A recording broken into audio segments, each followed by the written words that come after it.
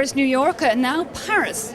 Hello and welcome to this edition of Environment and to the Ethical Fashion Show.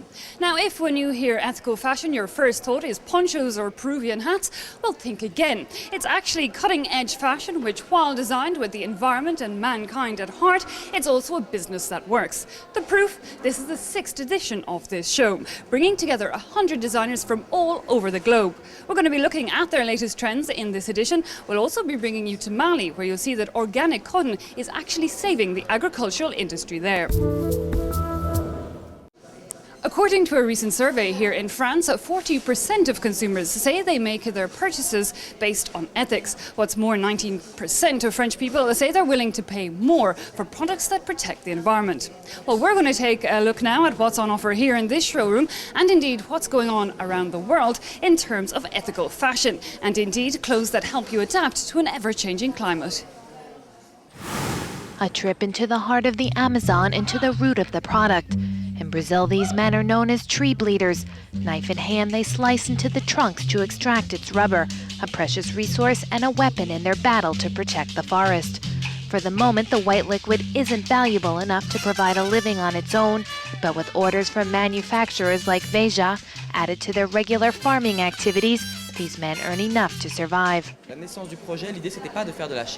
idea wasn't to set up a charity. It was to make something from sustainable products. Products that are profitable for us over here, and for the cotton and rubber producers, and for the factories we work with, the shops we sell in, and so on. Veja uses organic rubber and cotton in their shoes. Organic cotton sells for twice that of the standard version, but the pricey product has led to the sports shoe success, which has an annual turnover of 5 million euros. But beware of looking at the green runner with overly tinted rose-colored glasses.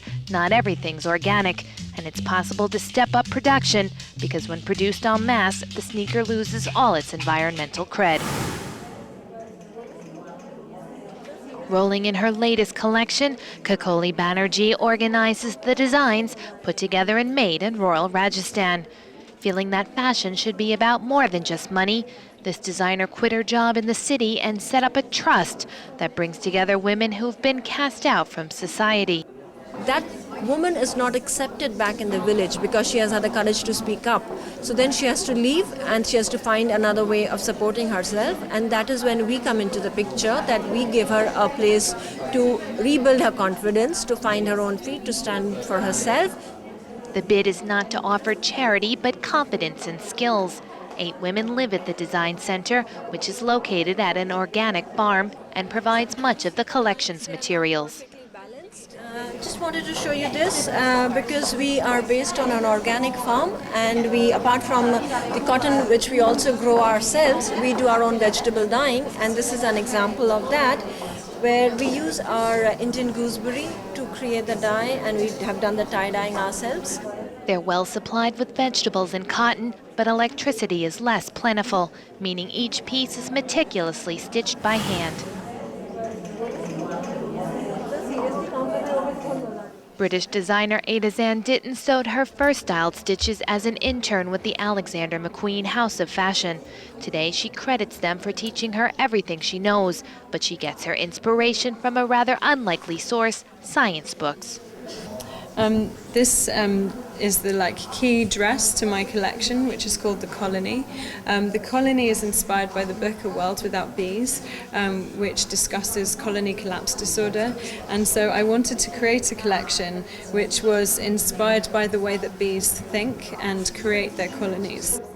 Ada also hopes her designs will bring the message about the plight of the world's bees to fashionistas who might not read books on the environment. She gives careful thought to the materials used in her designs. Linen is a really sustainable fiber. It's easy to grow organically than it is to grow not organically, and it grows very fast. It also requires a lot less water than cotton. An environmentally conscious collection to make a serious statement, but not without a sense of humor. A honeycomb necklace is made up of recycled plastic and shredded banknotes, her reference to the credit crisis. Catwalk time at the Ethical Fashion Show, where vibrant honeycombs cut a design into organic linen. Meanwhile, sustainability and power weave their way into detailed designs from India before old parachutes provide a tropical touch whipped up by the inspiration of the wind. A creative mix of materials and designs, which hope to show that ethical fashion doesn't mean you have to stint on beauty.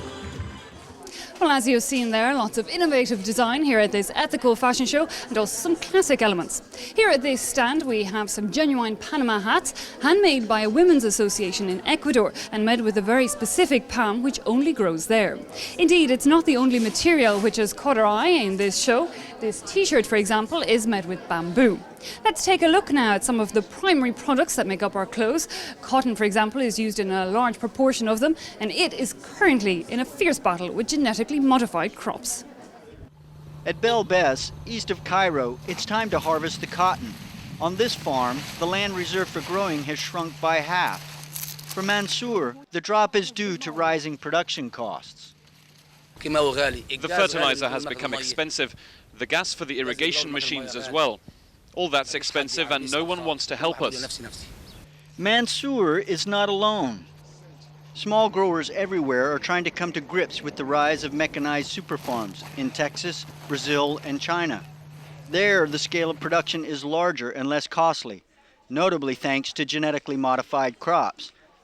By 2010, such crops will count for half of worldwide cotton production. A gap is opening.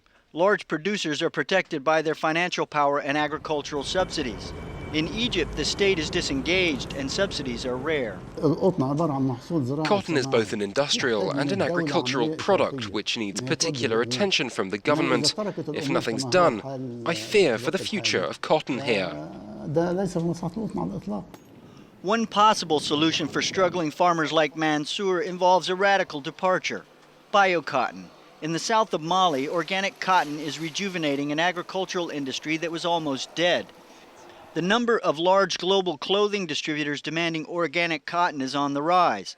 Out of a global harvest of 25 million tons of cotton in 2008, 145,000 tons were organic. Growing organically improves the health of the soil, eliminates industrial fertilizer, and requires much less water for a notoriously thirsty crop. It's nothing less than revolutionary, an alternative that farmers like Mansour can live with for a long time to come. Well, it's in front of these cotton altars that we're going to have to leave you with their display of cotton handkerchiefs delicately worked. These French students remind us that organic and good cotton definitely should not be sniffed at. Well, that's where we're going to have to leave it. I hope you enjoyed and that you'll join us again next time.